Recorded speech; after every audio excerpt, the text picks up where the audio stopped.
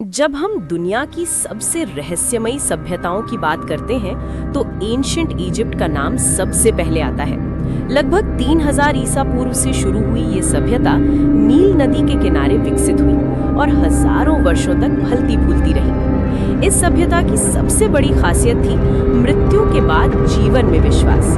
मिस्रवासी मानते थे कि इंसान मरने के बाद भी एक और दुनिया में जीवित रहता है। इसी विश्वास ने जन्म दिया ममी और पिरामिडों के निर्माण का। मिस्र के पिरामिड केवल विशाल संरचनाएं नहीं हैं, बल्कि ये राजाओं के मकबरे यानी टूम्स थे। सबसे प्रसिद्ध है great pyramid of Giza. Pyramid क्यों बनाए गए? मिस्र के राजा, जिन्हें फेरो कहा जाता था, उन्हें देवताओं का रूप माना जाता था। उनके मरने के बाद उन्हें सुरक्षित रखने के लिए पिरामिड बनाए जाते थे ताकि वे परलोक में जीवन जी सके। निर्माण कैसे हुआ? हजारों मजदूरों ने वर्षों तक काम किया। भारी पत्थरों को रेगिस्तान में लाया गया। बिना आधुनिक तकनीक के ये निर्माण आज भी रहस्य है। मिस्र के सबसे प्रसिद्ध फेरो में से एक है तूतनखामुन। उनकी कब्र 1922 में खोजी गई थी और ये लगभग पूरी तरह सुरक्षित थी। फेरो की मान्यताएं। वे देवताओं के प्रतिनिधि थे। मृत्यु के बाद भी शासन करते थे। उन्हें सोना, गहने, भोजन और सेवक के साथ दफनाया जाता था।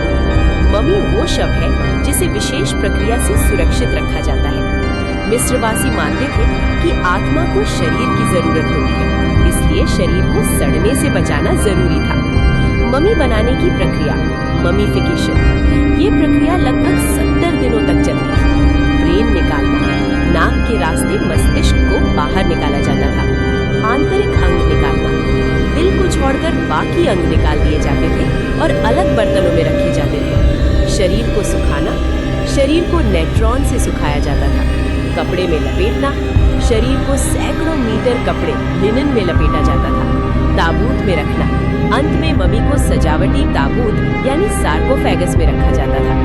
मिस्रवासी मानते थे कि परलोक में भी जीवन चलता है, इसलिए ममी के साथ रखा जाता था सोना और गहने, खाना और शराब, कपड़े और हथियार और सेवकों की मूर्तियां। जब हावर्ड कार्टर ने तूतनखामुन की कब्र खोली तो कई लोगों की रहस्यमयी मौतें हुई। इससे ममी का श्राप की कहानी मशहूर हो गई। हालांकि वैज्ञानिक इसे संयोग या बैक्टीरिया का प्रभाव मानते हैं। पिरामिडों के रहस्य। आज भी कई सवाल अनसुलझे हैं। इतने बड़े पत्थर कैसे उठाए गए? पिरामिड इतने सटीक कैसे बने? क्या इसमें एलियन की मदद थी?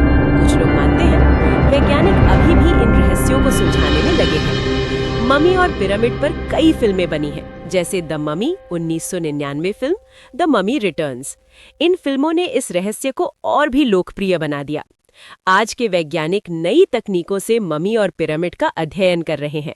सीटी स्कैन से ममी के अंदर झांकना, डीएनए टेस्ट से पहचान करना, रोबोट से पिरामिड के अंदर खोज। मिस्र के पिरामिड और ममी केवल इतिहास नहीं है, बल्कि ये मानव सभ्यता की सबसे बड़ी पहेली है। ये हमें बताते हैं कि इंसान हमेशा अमर होने का सपना देखता रहा है। मृत्यु के बाद जीवन की धारणा कितनी गहरी थी।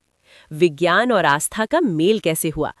मिस्र के रेगिस्तान में खड़े ये पिरामिड आज भी समय को चुनौती देते हैं। हर ममी एक कहानी है, हर कब्र एक रहस्य, और शायद अभी भी बहुत कुछ छिपा हुआ है। इसी तरह इन्फॉर्मेशन के लिए हमारी चैनल को सब्सक्राइब करो, लाइक, कमेंट, शेयर भी करो।